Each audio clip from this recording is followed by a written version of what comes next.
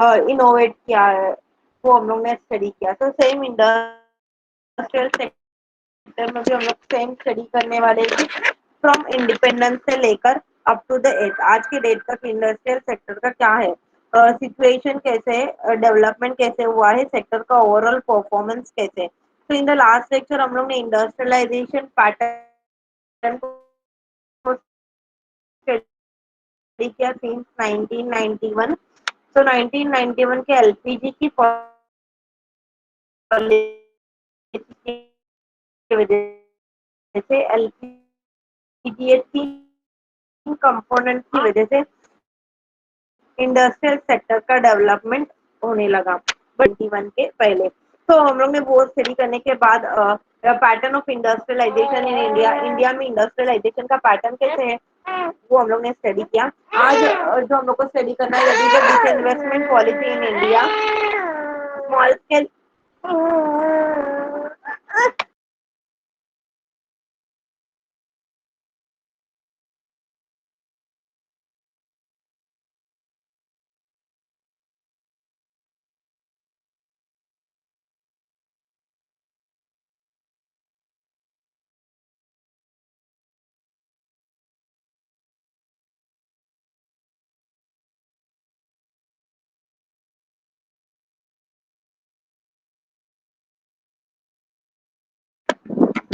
Okay. तो आज जो हम लोग को स्टडी करना है that is the disinvestment policy in India and small scale industries in detail.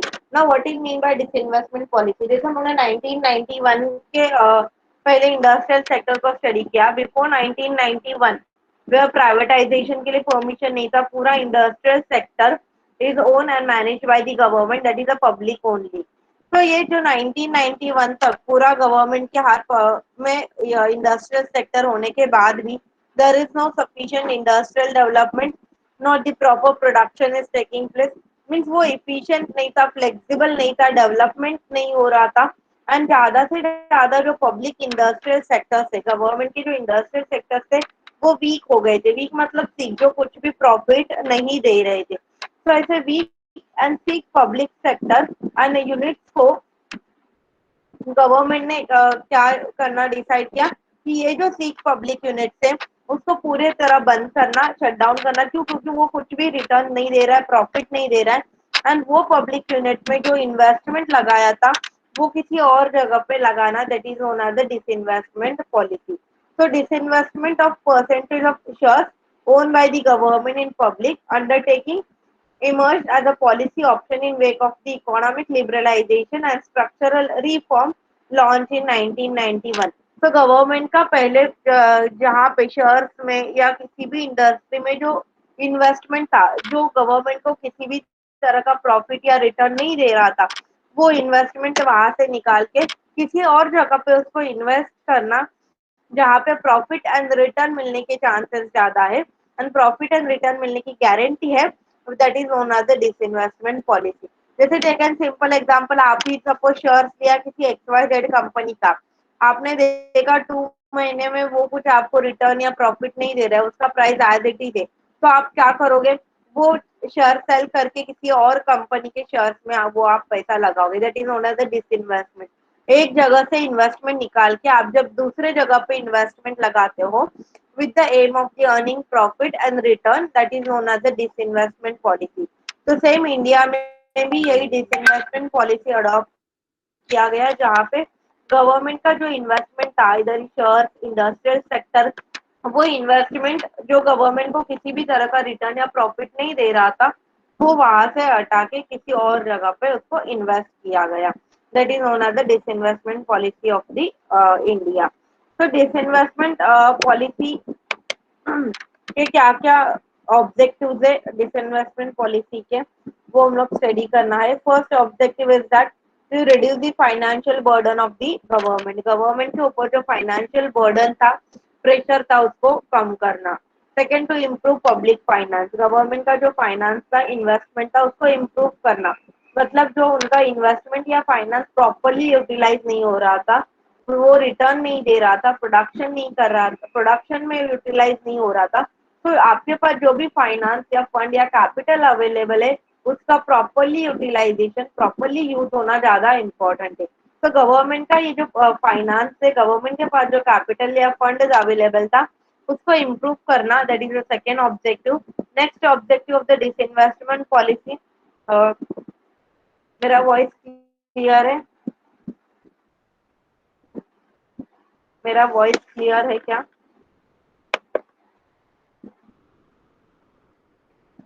Fan का आवाज नहीं आ रहा है ना ऐसे?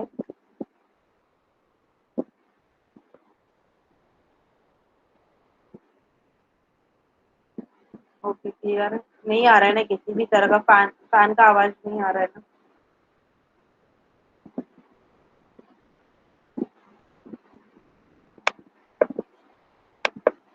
Okay. Second, third objective is that to encourage the wider share of the ownership. तो गवर्नमेंट का ओनरशिप भी बढ़ाना, शेयर जो था गवर्नमेंट का वो ओनरशिप का शेयर इंक्रीज करना। Next, to introduce competition and market discipline. New competition market में डेवलप होना चाहिए, क्यों? क्योंकि जब कंपटीशन रहेगा तब each and every industrialised organisation, either वो गवर्नमेंट हो, trying to prove self better. कभी भी कंपटीशन में हम लोग क्या करते हैं, मैं सबसे बेटर हूँ ये प्रूफ करना चाहते हैं। तो इसकी वजह से कंपटीशन भी क्या है, पॉजिटिव है, जिसकी वजह से लोग ज्यादा फ्लेक्सिबल इफिशिएंट बनते हैं। तो इंडस्ट्रियल सेक्टर को ज्यादा फ्लेक्सिबल इफिशिएंट एंड डेवलप करने के लिए कंपटीशन इंट्रोड्यूस करना and more modern market discipline, rules and regulation frame करना। टू डीपॉलिटाइज इसेंशियल सर्विसेज, जो इसेंशियल सर्विसेज है यहाँ वहां से पॉलिटिक्स को हटाना। डीपॉलिटाइज करना मीन्स वहां से पॉलिटिक्स को हटाना। तो इसेंशियल सर्विस में भी फूड होगा, हेल्थ होगा, एजुकेशन, ये सब इसेंशियल सर्विसेज है जिसके बिना हम लोग नहीं रह सकते। तो सो ऐसे इसेंशियल नेसेसरी सर्विसेज से पॉलिटिक्स का इंटरफेरेंस, गवर्नमेंट का इंटरफेरेंस हटाना। To help public enterprises upgrade their technology and to become more competitive. तो पब्लिक सेक्टर इंटरप्राइज जो है उसको टेक्नोलॉजी के रिगार्डिंग अपग्रेड करना एंड उनको मोर कॉम्पिटिटिव बनाना। Private leadership and private organisation के साथ में वो भी कॉम्पिटिटिव होने चाहिए। क्योंकि आप कभी भी ऑब्जर्व करो, एक पर्टिकुलर गवर्नमेंट ऑफिस एंड एक पर्टिकुलर प्राइवेट ऑफिस, दोनों में कहाँ पे ज्यादा मॉडर्न टेक्नोलॉजी रहेगा? प्राइवेट वाले में, जहाँ पे मॉडर्न टेक्नोलॉजी अवेलेबल रहेगा, अपग्रेडेड इंफॉर्मेशन उनके पास अवेलेबल रहेगा, काम जो वर्किंग है वहाँ पे इफिशिएंट रहेगा, फ्लेक्सिबल वर्किंग रहेगा। On the other and government offices में जाके देखो, वहाँ पे ना मॉडर्न टेक्नोलॉजी है, बहुत सारा तुम लोग का पेपर वर्क दिखेगा वहाँ पे। तो ये सब क्या है, डिफरेंस है। तो पब्लिक इंटरप्राइजेस ऑर्गेनाइजेशन को भी टेक्नोलॉजी, न्यू टेक्नोलॉजी अपग्रेड करके देना एंड उनको भी मोर कॉम्पिटेटिव बनाना। Next, to rationalise and retrain their workforce. जो वर्क फोर्स है वो बढ़ाना, रिट्रेन करना, उनको न्यूली ट्रेन देना, रैशनलाइज करना कि न्यू न्यू टेक्नोलॉजी कैसे यूज करना चाहिए एंड एज वेल एज हम लोग को इंडस्ट्री के प्रॉफिट के बारे में कैसे सोचना चाहिए। Next, to build competence and strengthen their R&D. R&D, that is the research and development. वो ऑर्गेनाइजेशन का इंडस्ट्री में रिसर्च एंड डेवलपमेंट होना बहुत जरूरी है। क्यों? क्योंकि to achieve the modern technology and to fulfil as well as to achieve the requirement of the economy, we need the research and development. So research and development बढ़ाना. Next, to initiate diversification expansion program, newly diversification and expansion programme को launch करना, start करना, initiate करना, ये सारे objective थे disinvestment policy के। Next, what are actually the disinvestment policy के अंदर क्या क्या होने लिया फीचर्स देखो। दस द डिसइन्वेस्टमेंट पॉलिसी, जिसका मेन एम क्या है, डेफिसिट गवर्नमेंट का रिड्यूस करना, जिसकी वजह से जो खर्चा ज्यादा हो रहा था, इनकम कम है, वो डेफिसिट रिड्यूस करना and adopt the measure of economic stabilisation to improve efficiency in public enterprises. जो पब्लिक इंटरप्राइजेस ऑर्गेनाइजेशन है उनका वर्किंग इफिशियंसी, फ्लेक्सिबिलिटी बढ़ाना एंड इकोनॉमी में स्टेबिलिटी पाना। So this new industrial policy provides that in order to raise resources ज्यादा बढ़ाने के लिए एंड पब्लिक के पार्टिसिपेशन के लिए गवर्नमेंट का जो शेयर होल्डिंग है म्यूचुअल फंड्स में, बॉन्ड्स में, डिबेंचर्स में, शेयर्स में, वो उनको जनरल पब्लिक के लिए भी ऑफर करना चाहिए। जो पहले नहीं था। 1991 के पहले पीपल लाइक जनरल पब्लिक जो है उनको किसी भी तरह के फाइनेंशियल सिक्योरिटी में इन्वेस्ट करने के लिए परमिशन नहीं था। तो आइदर शेयर्स हो, बॉन्ड्स हो, डिबेंचर्स हो, म्यूचुअल फंड्स हो। पर 1991 के बाद ये सारे फीचर्स दिए गए इन्वेस्टमेंट के बढ़ाने के लिए। नेक्स्ट डिसइन्वेस्टमेंट पॉलिसी देखो। The present disinvestment policy has been articulated in the recent president address to joint session of parliament. What are the silent features of the policy? Is that first feature is that every citizen has the right to own part of the shares of public sector undertaking. किसी भी public organisation का या किसी भी public institution के shares purchase करने के या उसका ओनरशिप होने के आपको पास राइट है। Share holder is nothing with the owner of A company, है तो तुम लोग को पता रहेगा। तो आप किसी भी गवर्नमेंट ऑर्गेनाइजेशन का, इंडस्ट्री का शेयर परचेस कर सकते हो, उसका ओनर हो सकते हो। Second feature is that public sector undertaking, the public sector organizations are the wealth of nation and तो डिसइन्वेस्टमेंट पॉलिसी का सेकंड या पब्लिक सेक्टर अंडरटेकिंग से ये अपने नेशन का वेल्थ है, संपत्ति है, प्रॉपर्टी है एंड वो किसके हाथ में होना चाहिए? पब्लिक के ही हाथ में होना चाहिए। That is the second feature. Third feature is that while pursuing this investment government has to retain majority share holding at least 51% and management control of the public sector undertaking। तो उन्होंने एक important यहाँ पे rule भी डाला है कि किसी भी तरह का डिसइन्वेस्टमेंट ऑफर करने के टाइम पे गवर्नमेंट का मैक्सिमम 51% का तो इन्वेस्टमेंट उसमें वो शेयर होल्डिंग में वो कंपनी के शेयर्स में होना चाहिए। एज वेल एज मैनेजमेंट भी किसके हाथ में होना चाहिए? गवर्नमेंट के हाथ में ही होना चाहिए। सो ये अभी 51% क्यों बोला है? क्योंकि 51% गवर्नमेंट के हाथ में रहेगा and other 49% is in the hand of the public जिन्होंने शेयर लिया है। तो जिसका ज्यादा इन्वेस्टमेंट रहता है उसी का डिसीजन कंसिडर किया जाता है। वही पर्सन फाइनल डिसीजन लेता है regarding the any issue of the organisation और इंडस्ट्री। एंड जिसकी वजह से डिसइन्वेस्टमेंट पॉलिसी में यहाँ पे उन्होंने थर्ड फीचर डाला है कि मैक्सिमम गवर्नमेंट का एटलीस्ट 51% का तो इन्वेस्टमेंट वो गवर्नमेंट ऑर्गेनाइजेशन के शेयर्स में होना चाहिए एंड मैनेजमेंट भी किसके हाथ में होना चाहिए? गवर्नमेंट के हाथ में होना चाहिए, उसके कंट्रोल में होना चाहिए। Now the approach for disinvestment policy, जो रिसेंटली अपडेटेड डिसइन्वेस्टमेंट पॉलिसी है on 5th November 2009 government approved the following action plan for disinvestment in profit making government company। तो उन्होंने डिसइन्वेस्टमेंट पॉलिसी के लिए 5 नवंबर 2009 में सर्टेन एक्शन प्लान दिया था। वो एक्शन प्लान क्या है? First action plan is that already listed profitable CPSE, that is a public sector enterprises, are not meeting the mandatory shareholding of 10% are to be made complement by offer for sale by government or by the CPSE through issue of fresh share or a combination of both। तो उन्होंने यह के दिया जो already listed profitable public sector unit थे, क्यों? क्योंकि disinvestment policy बनाते वक्त उन्होंने कैटेगराइज किया था कौन सा प्रॉफिटेबल यूनिट है एंड कौन सा प्रॉफिटेबल नहीं है। जो प्रॉफिट दे रहा है ऐसे यूनिट को ही, तो already listed profitable organisation have to make the complement by offer for sale. वो लोग भी सिक्योरिटीज एंड शेयर सेल के लिए ऑफर कर सकते हैं by government or by their company। Second, the approach for the disinvestment policy is that unlisted CPSE जो listed नहीं है, जो listed public sector enterprises है जो लॉस में जा रहे हैं, सॉरी जो listed नहीं है but they are not in a loss, who are earning only net profit in their preceding consecutive years are to be listed। बाद में उन्होंने क्या किया?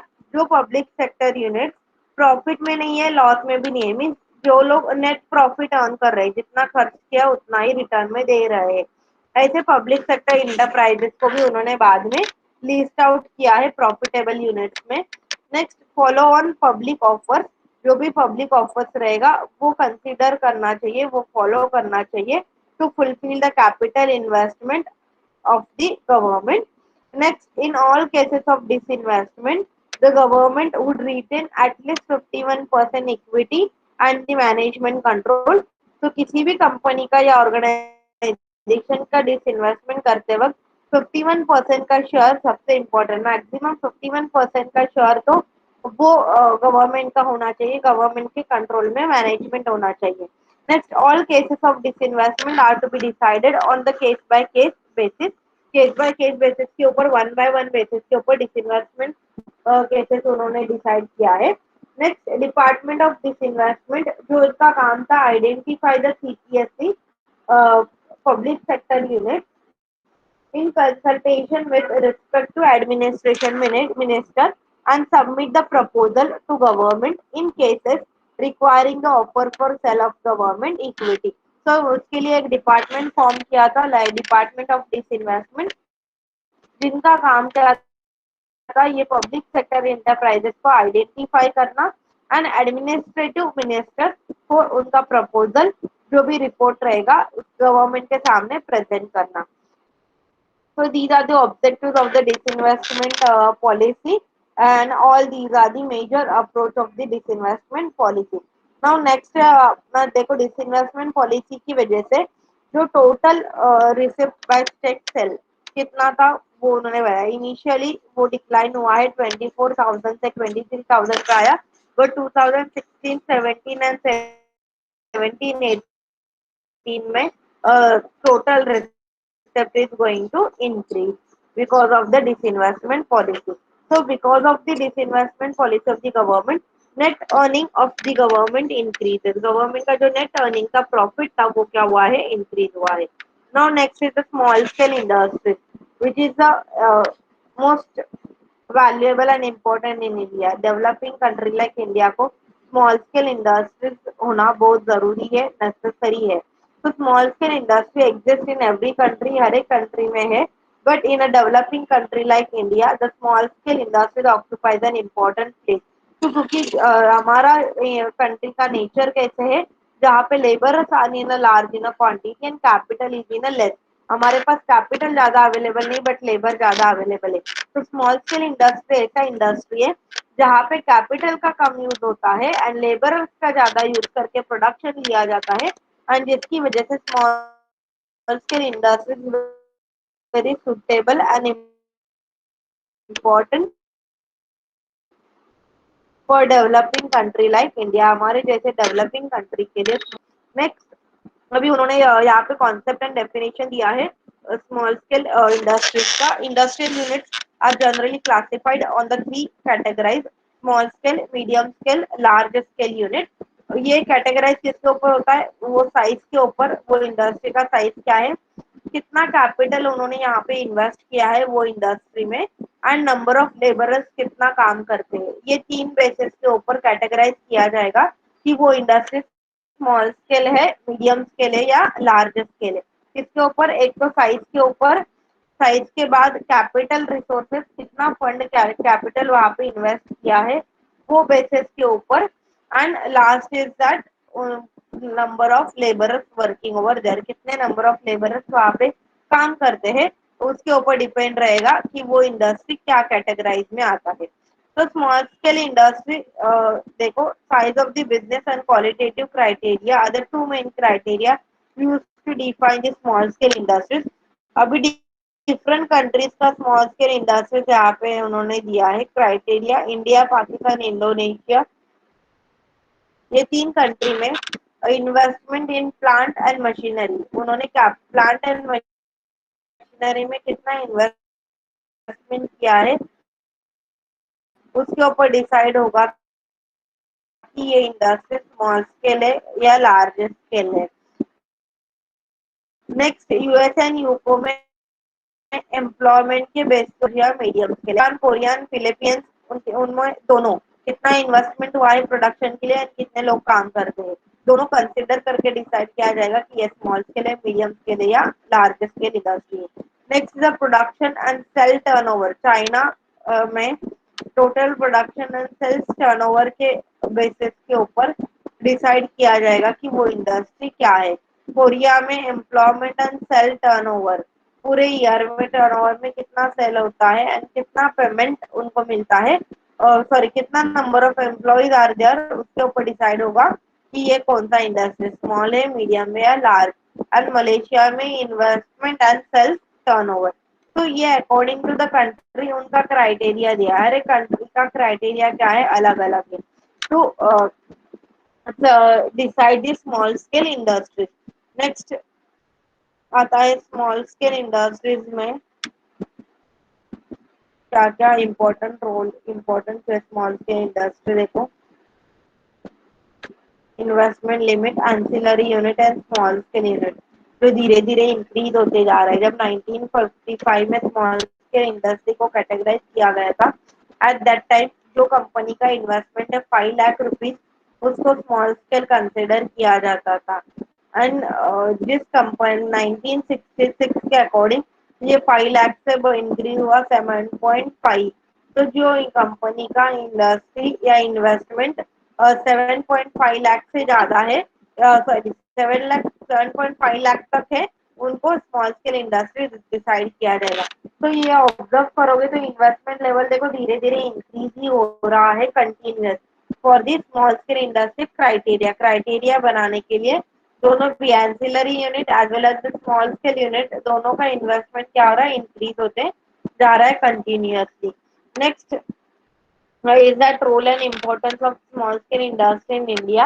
इंडिया में या डेवलपिंग कंट्री लाइक इंडिया में स्मॉल स्केल इंडस्ट्रीज का डेवलपमेंट होना या स्मॉल स्केल इंडस्ट्री होना क्यों इम्पोर्टेंट है? What is the role and importance of the small scale industry? तो फर्स्ट देखो, small scale industries are labour intensive. Labour intensive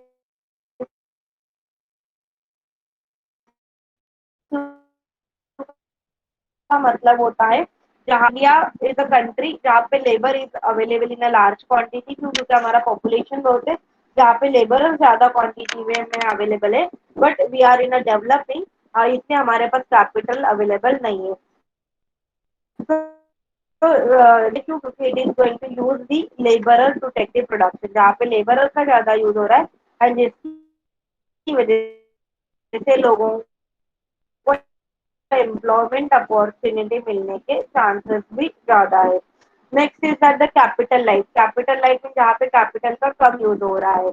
normal 5 lakh 7 lakh investment करके आप आपका खुद का इंडस्ट्री या बिजनेस स्टार्ट करते हो। फिर इसकी वजह से कैपिटल लाइट की वजह से जो पर्सन जिनके पास स्मॉल अमाउंट ऑफ इन्वेस्टमेंट या फंड अवेलेबल है, वो इजीली उनका बिजनेस या इंडस्ट्री स्टार्ट कर सकते हैं। कैपिटल लाइट का मतलब है जहाँ पे कैपिटल का कम यूज हो रहा है। Next is that capital formation, capital formation का मतलब होता है जहाँ पे सेविंग इन्वेस्टमेंट में कन्वर्ट होना। तो इन्वेस्टमेंट में कन्वर्ट होने के लिए आपके पास सेविंग का जो अमाउंट है वो ज्यादा होना चाहिए, यूज इन क्वांटिटी होना चाहिए। बट ये स्मॉल स्केल इंडस्ट्रीज में क्या हो रहा है, छोटा छोटा भी आपका सेविंग को of the small scale industries. Skill light, यहाँ पे स्किल ज्यादा ट्रेनिंग या स्किल की जरूरत नहीं है। हमारे लेबरर्स कैसे ज्यादा एजुकेटेड नहीं है, जिनके पास ज्यादा नॉलेज नहीं है कि न्यू टेक्नोलॉजी या मॉडर्न टेक्नोलॉजी कैसे यूज करना है, जहाँ पे जिसकी वजह से स्किल्स का भी ज्यादा जरूरी रिक्वायरमेंट नहीं है। नॉर्मल स्किल्स या नॉर्मल एजुकेशन आपके पास है तो भी आपको इजीली जॉब अवेलेबल होगा। दैट इज अ स्किल जो रिक्वायर है, that is also in a life. Next is the import light, जो ज्यादा बाहर से रॉ मटेरियल या किसी भी तरह के रिसोर्सेज इम्पोर्ट नहीं करता है, जो जिसके resources raw material with in the country में ही प्रोड्यूस होता है। एंड जिसकी वजह से वी आर सेइंग दैट कि it is a import like, जहाँ पे ज्यादा इम्पोर्ट वो लोग बाहर से ऑर्डर नहीं कर रहे हैं, इम्पोर्ट की ज्यादा से ज्यादा परमिशन नहीं है, सॉरी ज्यादा से ज्यादा रिक्वायरमेंट नहीं है। एंड इम्पोर्ट कम होने की वजह से ये स्मॉल स्केल इंडस्ट्रीज इंडिया के लिए भी बेनिफिशियल है। क्विक इन्वेस्टमेंट ज्यादा लेंथी प्रोसीजर या बहुत बड़ा कैपिटल या फंड की रिक्वायरमेंट नहीं है। ये छोटा बिजनेस है जहाँ पे इन्वेस्टमेंट भी कम होगा, मशीनरीज भी थोड़ा ही रहेगा, लेबरर्स भी कम रहेगा, तो it is easy to start quickly. तो यहाँ पे स्मॉल स्केल इंडस्ट्री में आप इजी एंड क्विकली इन्वेस्टमेंट कर सकते हो, that is the quick investment. Now next is that the employment generation. जैसे हमने फर्स्ट पॉइंट में देखा था, it is the labour intensive industry, जहाँ पे लेबर का ज्यादा यूज हो रहा है। तो ये क्या है, एम्प्लॉयमेंट जनरेशन, जहाँ पे एम्प्लॉयमेंट क्या हो रहा है, जनरेट हो रहा है, न्यू एम्प्लॉयमेंट अपॉर्चुनिटीज क्रिएट हो रहा है because of small scale industries, and that is in a larger quantity. Larger quantity क्यों? क्योंकि ये स्मॉल स्केल इंडस्ट्री में ज्यादातर टेक्नोलॉजी यूज नहीं होता है, नाइदर मशीनरी, ज्यादा से ज्यादा लेबरर का यूज करके हैंडमेड कमोडिटी या प्रोडक्शन लिया जाता है, तो जिसकी वजह से एम्प्लॉयमेंट जनरेशन के भी चांसेस ज्यादा है। Next is the mobilisation of resources as well as the entrepreneurship skill. ये स्मॉल स्केल इंडस्ट्रीज की वजह से जिनके पास स्मॉल सेविंग अवेलेबल है, they can start their business with the mobilisation of resource and the entrepreneurship skill. थोड़ा entrepreneur का skill and available रहेगा आपके पास, एंड रिसोर्सेज या सेविंग आपका रहेगा, तो आप इजीली स्मॉल स्केल इंडस्ट्री या बिजनेस स्टार्ट कर सकते हो। Next role and importance is the equitable distribution of income. तो स्मॉल स्केल इंडस्ट्री की वजह से क्या होता है, there is a chance of the equitable distribution of income. जो इकोनॉमी में इनकम अनइक्वली डिस्ट्रीब्यूट हुआ है, उसको इक्वल करने में हेल्प करता है। Equitable distribution of income by distributing the wealth, income as well as the political power within the society। redistribute करके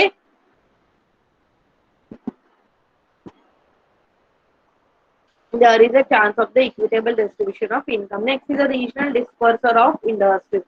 जो इंडस्ट्रीज है वो नॉट ओनली पर्टिकुलर रीजन में ही सेटअप होने वाला है, किसी भी रीजन में आप उसको डेवलप ओपन कर सकते हैं, एस्टेब्लिश कर सकते हैं, जिसकी वजह से जो रीजनल डिस्पैरिटी है या इम्बैलेंस है उसको हम लोग रोक सकते हैं। तो regional dispersal of industries provide opportunity for development of technology. तो जिसकी वजह से न्यू टेक्नोलॉजी या न्यू मेथड डेवलप करने के लिए अपॉर्चुनिटी भी क्रिएट हो रहा है, providing the new opportunity for development of technology. Next promote export. Export को बढ़ावा देना, एक्सपोर्ट को प्रमोट करना। प्रमोट एक्सपोर्ट, जहाँ पे इम्पोर्ट कम हो रहा है, एक्सपोर्ट इंक्रीज हो रहा है। क्यों? क्योंकि ये सब हैंडमेड कमोडिटी है स्मॉल स्केल इंडस्ट्री में, जिसको बहुत संभाल के बनाया जाता है, एंड ये बाहर के कंट्रीज में ज्यादा डिमांडेबल है। क्यों? क्योंकि उनके पास स्मॉल स्केल इंडस्ट्रीज अवेलेबल नहीं है, तो जिसकी वजह से हमारा एक्सपोर्ट बढ़ेगा, इम्पोर्ट कम होने वाला है।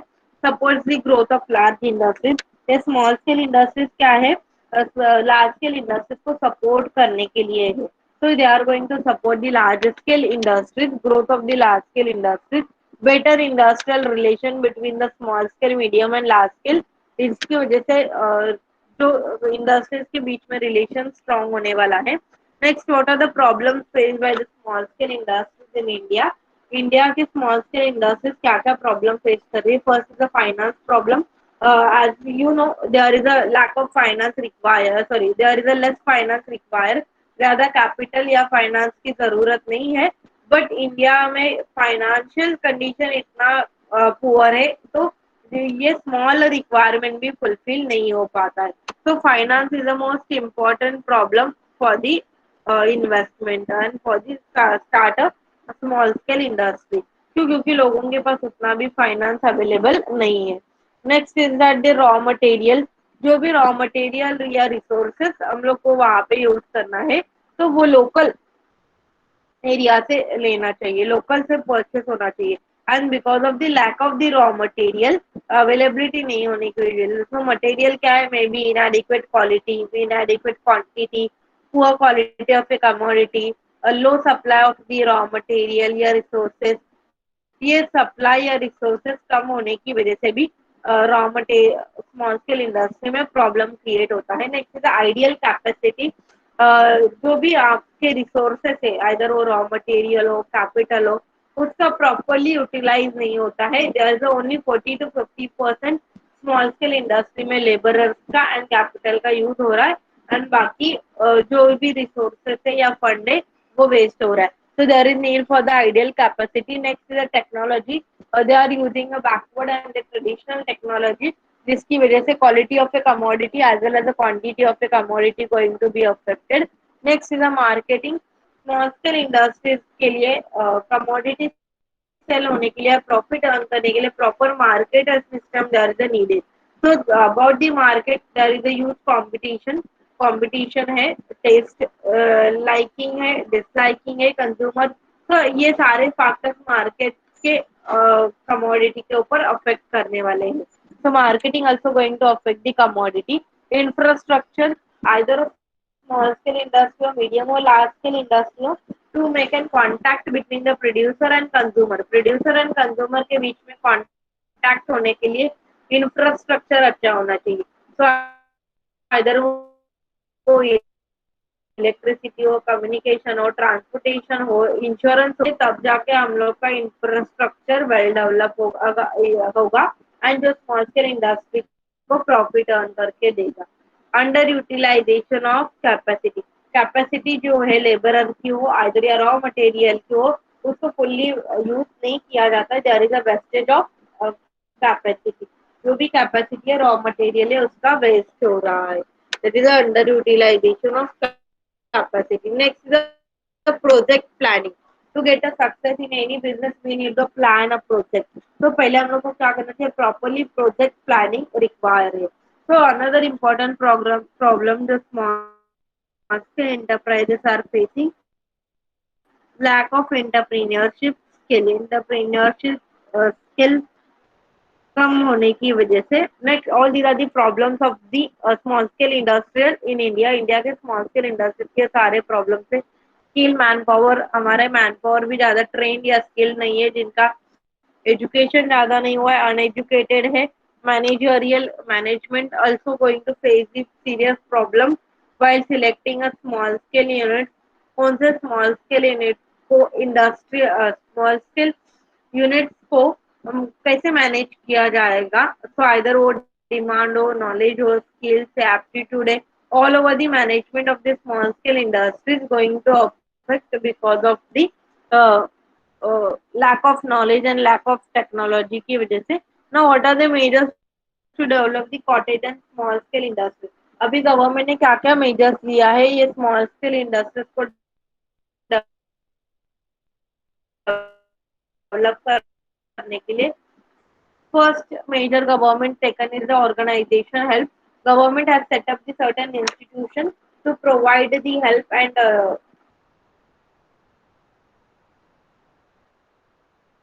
to develop the small scale industries. So for the marketing to the craftsman as well as the producer of that particular commodity. जो craftsman रहेगा या producer है, seller है, उसको training देने वाले हैं. That is a central small industries organization. Next, national small industries corporation. जिसका main function क्या है, raw material supply करना small scale industries को, marketing product क्या क्या है वो knowledge देना, इंडस्ट्रियल इवेंट्स एंड स्टेट्स को प्रॉपरली ऑर्गेनाइज करना. ये सेकेंड इंस्टीट्यूशन जो गवर्नमेंट ने फ्रेम किया था. Next, further institution the all India board government ने सेटअप किया था to promote the different small scale industries like khadi and village industry board, cottage industry board, small scale industry board, all India handloom board. ये सारे हर एक industrial के लिए committee setup किया था. Next is a financial help. To provide the financial support, government has framed the number of the policies. State aid to industries act. So first policy जो उन्होंने adopt किया था that is a state को help करना to the industries act, जहाँ पे जिनका main काम क्या था, जो स्टेट गवर्नमेंट है, पर्टिकुलर स्टेट का गवर्नमेंट है, उनको small scale industry and medium industries को लोन देना for a low rate of interest. Next, state financial corporation to grant long term loan to the small scale producers. जो small scale industries है उनको long term loan देना. National Small Industries Corporation who is going to provide the machinery to the small scale industries. Next, State Bank of India जो financial facilities and loan provide कर रहे हैं small enterprises को. Nationalise commercial bank जहाँ पे भी उनका main काम क्या था, लोगों को स्मॉल प्रोड्यूसर्स को, स्मॉल स्केल इंडस्ट्रीज को लोन देना, फैसिलिटीज प्रोवाइड करना. Nationalise commercial bank, there are the nationalise commercial bank जिनका भी काम क्या था, स्मॉल स्केल इंडस्ट्रीज को फंड देना, लोन देना. एंड कितना लोन दिया था यहाँ पे दिया है, आप देख सकते हो, amounted rupees 2037 crore.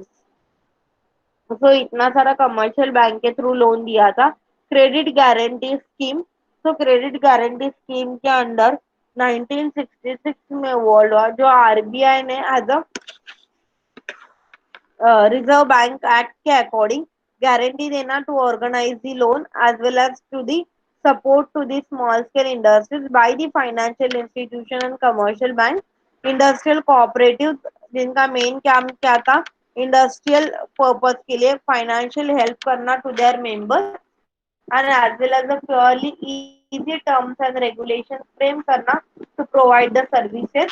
Small industries development bank of India जो सबसे मेन इम्पोर्टेंट है, सिडबी 1990 में जिसको एस्टेब्लिश किया था, and it is own by the industrial development bank of India IDBI 2 April 1919 में, जिसका मेन एम क्या था, जो प्राइमरी टास्क है, मेन टास्क क्या था, फाइनेंस प्रोवाइड करना to the small scale industries. So all these are the measures are taken by the government for the development of the small scale industrial sector।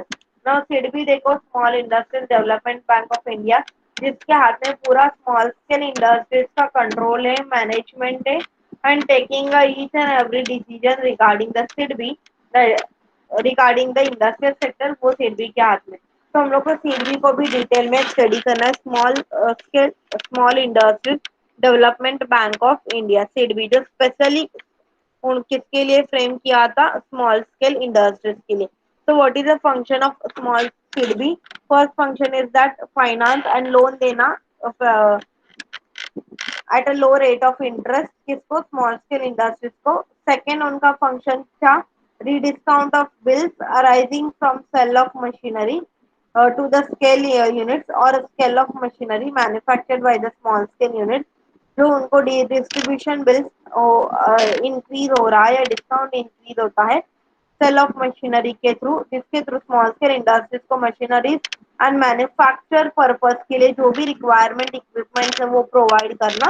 It provide soft loan under the national equity fund महिला उद्यान निधि योजना। So a number of the loan and the guarantee is given to this SIDBI। Next is that it is that going to create a direct link between uh, the refinance loan as well as the exporter of the product of small scale industry। Direct link या help करता है to connect the link between the loan fund as well as the export of the commodity, जो exporter है उसके साथ। It provide the services such as the leasing service provide करना, factoring etcetera. तो सिर्फ लोन ही नहीं, अदर सर्विसेज आल्सो प्रोवाइडेड जो रिक्वायर है to develop the small scale industrial unit in India. Next, financial help also done to small scale industrial development corporation. Next is that it provides the help to the National Small Industries Corporation for the loan purpose loan during the first 2 years of its operation 1992 में जब SIDBI establish हुआ था। तो starting में उन्होंने 2 साल में ₹5310 करोड़ का फंड डिस्ट्रीब्यूट किया था एज अ लोन, एंड बाद में वो धीरे धीरे क्या हुआ, डिक्लाइन होने लगा। क्यों? क्योंकि ज्यादा इजीली लोन अवेलेबल होने की वजह से स्मॉल स्केल इंडस्ट्रीज का इफिशिएंसी, फ्लेक्सिबिलिटी, वर्किंग डिक्लाइन होने लगा, एंड धीरे धीरे फिर ये डिक्लाइन होने लगा स्मॉल स्केल इंडस्ट्रीज का fund. Small industries development fund, that is SIDF, small industries development fund, जो 1986 में एस्टैब्लिश किया था विथ ₹2500 करोड़, जिसका मेन काम क्या था, taking care of the financial problem of the small scale industrial unit. तो जो स्मॉल स्केल इंडस्ट्रियल यूनिट है उनके फाइनेंशियल प्रॉब्लम के साथ डील करना, फाइनेंशियल प्रॉब्लम को सॉल्व करना। नेशनल इक्विटी फंड जो अगस्त 1987 में सेटअप हुआ था, स्टार्ट किया था, एंड देयर वर्क और काम, उनका काम क्या था, establish new project as well as for rehabilitation of viable sick unit, जो वीक यूनिट है, जो सीक यूनिट है जो लॉस में जा रहे हैं उसको रिहेबिलिट करना, and rural and urban area में जो भी स्मॉल स्केल इंडस्ट्रीज है उनको फाइनेंशियली हेल्प प्रोवाइड करना। सिंगल विंडो स्कीम, जहाँ पे उन्होंने working capital finance up to 2.5 lakh है, या स्मॉल इंटरप्रीनर जो है तीन ही इंटरप्रीनर थे जिनके कंपनी का इंडस्ट्री का फाइनेंस 2.5 लाख तक है, उससे ज्यादा नहीं है। दैट सिंगल विडो स्कीम उन्होंने सेटअप किया था। Next equity participation, government has announce that the equity shares जो है अपने उसमें पार्टिसिपेट कर सकते हैं। So equity participation allowed up to the 24% by the total share holder. जो पर्टिकुलर ओनर है, शेयर होल्डर है, वो 24% तक इन्वेस्ट कर सकता है, एंड बाकी का जो भी इन्वेस्टमेंट रहेगा that is by all the citizen public of a country. Next is a technical help.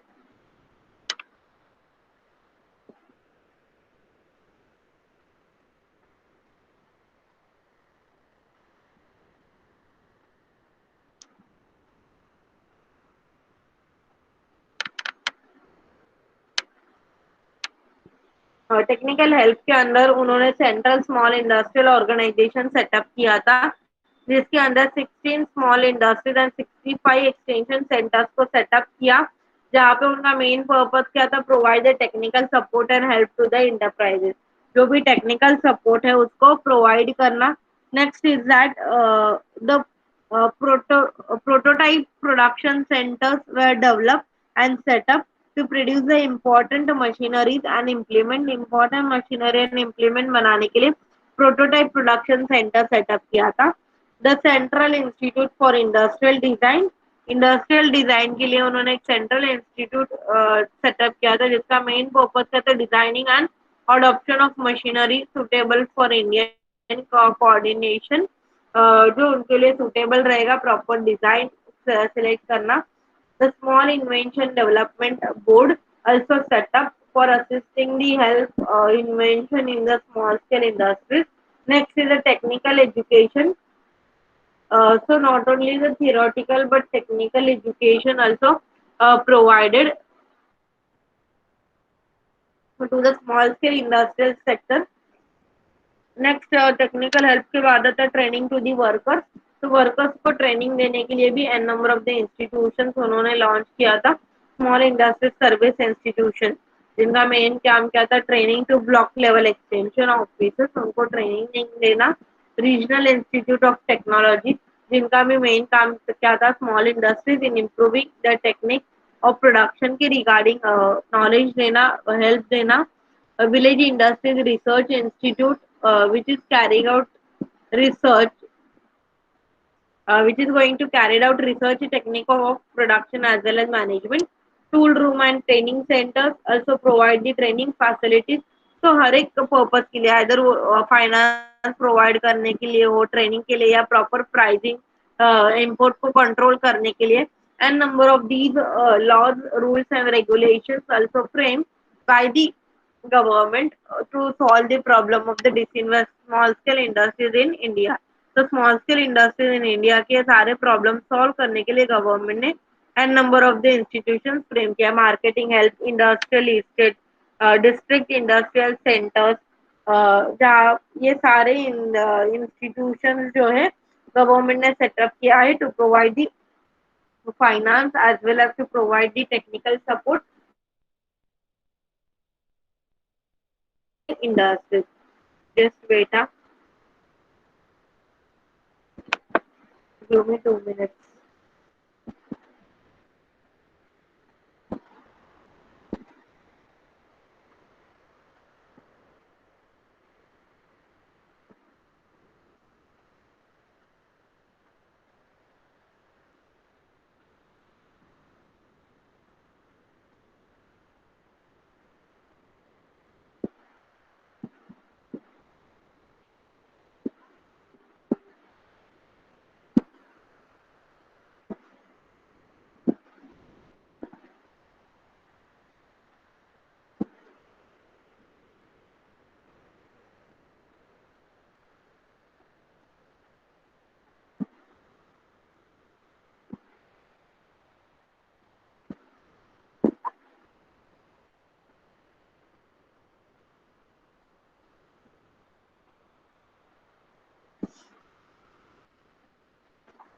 Okay, so what are the opportunities in the small scale industries develop होने के भी ऐसे क्या क्या फैक्टर्स है जिसकी वजह से स्मॉल स्केल इंडस्ट्रीज सेक्टर में an number of the opportunities are develop?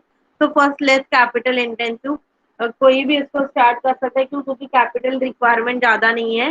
Second, extensive promotion and support by the government, government के थ्रू सब्सिडीज दिया जाता है एज वेल एज प्रमोशन भी मिलता है स्मॉल स्केल इंडस्ट्रीज को।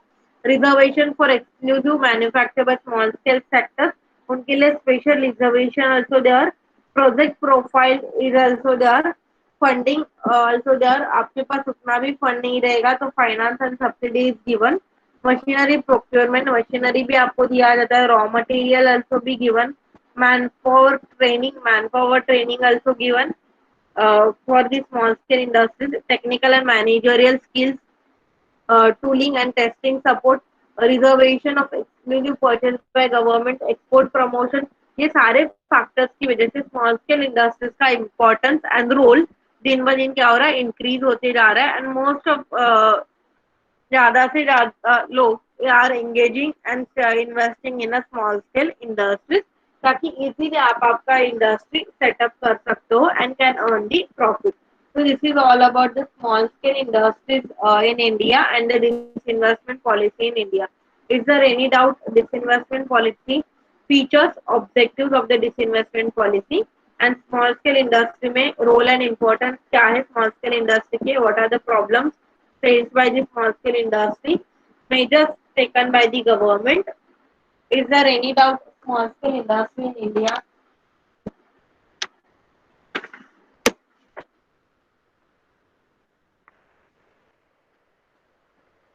Yes or no? Small scale industry in India. Is there any doubt?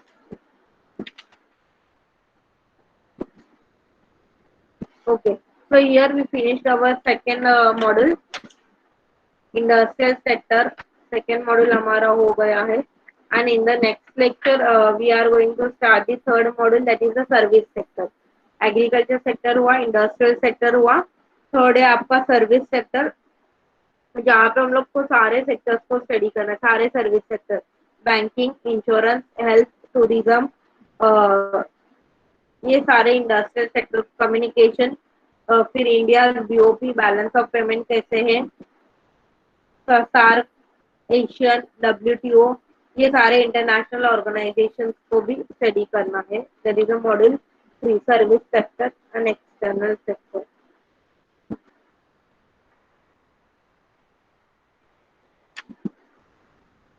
ये third वाला चैप्टर भी थोड़ा लेंदी है। How was the internal paper? Internal paper कैसे था?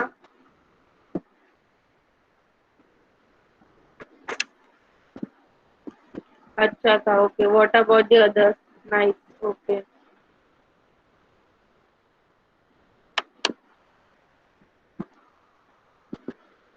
ओके ओके, चलेगा। तो ऐसे ही आप लोग एक्सटर्नल फाइनल एग्जाम के लिए भी स्टडी स्टार्ट करो। 2 मॉड्यूल हो गया है, उसको रिवाइज करना स्टार्ट कर दो। ओके, जस्ट वेट, मुझे अटेंडेंस लेने दो।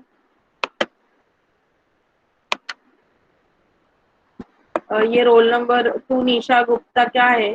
बेटा आपका रोल नंबर क्या है? 2 निशा गुप्ता लिखा है। एक्सटर्नल ऑनलाइन है या ऑफलाइन? बेटा अभी तक तो ऐसा कुछ सर्कुलर या कुछ जो बताया नहीं हम लोग को उसके रिगार्डिंग। चांसेस तो है ऑनलाइन का ही, अप्रैल में हो जाएगा आपका ऑनलाइन एक्सटर्नल।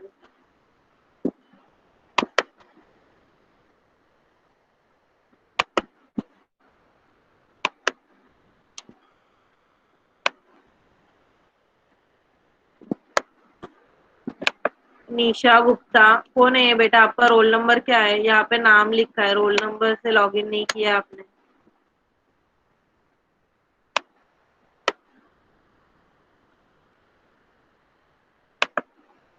7427 मैम, 27।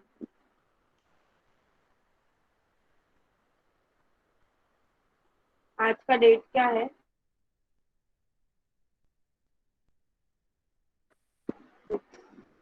6. हाँ हाँ, जस्ट वेट में ले रही हूँ। ए डिवीजन रोल नंबर 1 2, उसके बाद 8, देन 9, 11। ईशा तूने कितना बोला तेरा roll number? 27 ma'am, A division 27। 27, ए या B?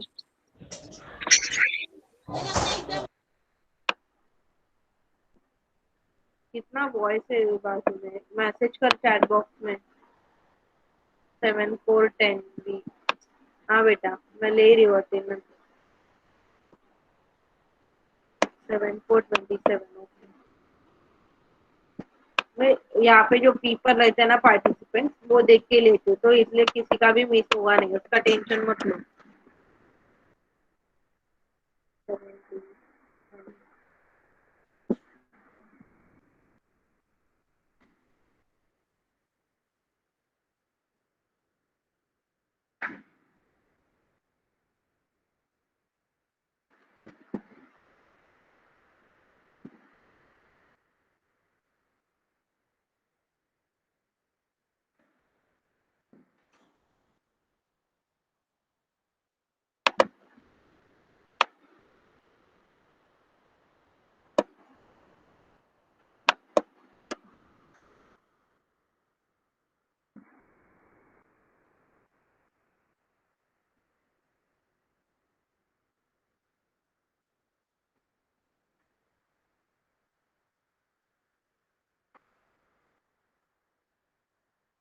One three, roll number 5।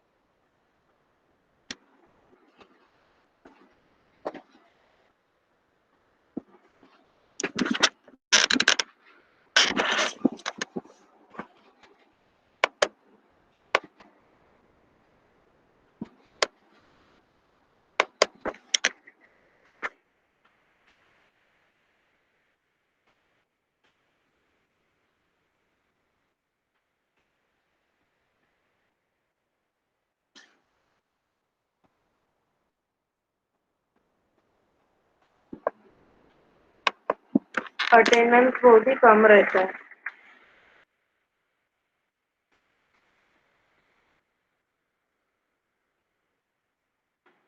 Ma'am leave करे? हाँ, लीव करे? एक मिनट, थोड़ा सा बाकी अभी बी डिवीजन का। 33 चल रहा है, 33, 35, 38, 39, 40, 43। ओके।